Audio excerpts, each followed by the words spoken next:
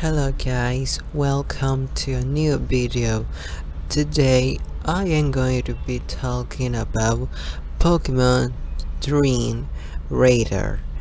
So this is actually an interesting application that you can use on the Nintendo 3DS system. Now this is quite similar to Pokemon Dream War, and this actually uses the camera motion control to catch Pokemon in your home. So yeah, that sounds quite exciting, but as many of you, there was an interesting application where you could catch Pokemon, but this one is way different. So many Pokemon can be captured, including legendary Pokemon. So the first one is Thundurus. This one looks really cool, and the other one was these guys. Now, in order to catch them, it was really important that they could use then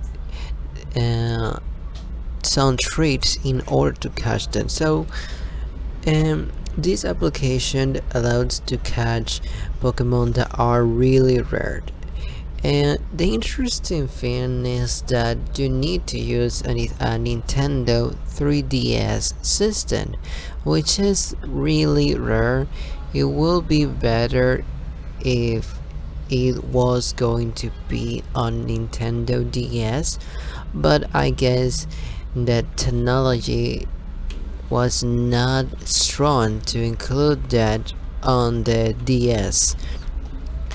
The Dreamcast was released on the eShow on 2012 October 7th, so they will coincide with North America release date, and this costed $3. In Japan, this costed 300 yen.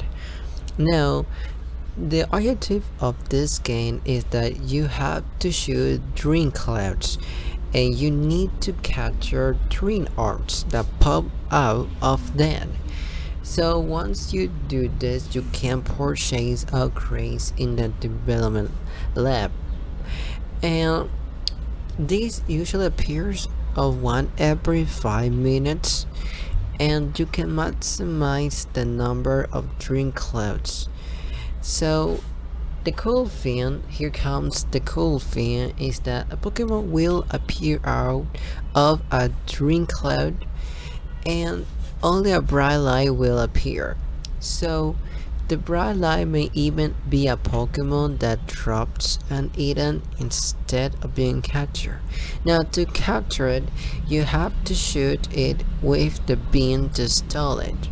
After that, the catcher Pokemon will fill one of the 12 slots in the laboratories. So there are 6 slots for Pokemon, and there are 6 slots for errands. Now all Pokemon found in the Pokemon Tree Radar will have rare abilities, so that sounds really good. Actually, in the 5th generation, they included the rare abilities, which made some weak Pokemon strong. That's really good. So it also depends on how much of Pokemon Black 2, White 2 you've completed, so therefore you can transfer them. Now, uh, one thing you need to know is that once you beat Landorus and you have one of the Generation 4 games in your game, you can obtain the main legendary of that game, which is nice. They add like the other legendary battle areas, as they each contain only one Pokemon. The legendary Pokemon can only be sent to one game and can only be received by a black to white, which is bad because I know that there are many people who wanted to send those Pokemon to other games, but I guess it's only to black and white too. Now you have the diamond version. You can capture Dialga, And you have Pier, Pikachu, Palkia, Giratina, Ho-Oh, and of course Lugia. Now, when it comes to transfer Pokemon, which is something nice from Nintendo games, that you can actually get special Pokemon so you can transfer them to the main games.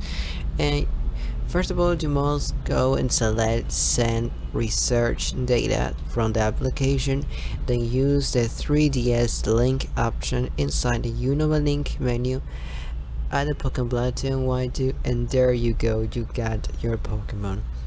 Now this game was really interesting because if you never had any other game at the beginning, and this game will be entertaining to get those. There are also other applications of Pokemon about Pokemon, but I guess I will no, I'm not going to be talking about them.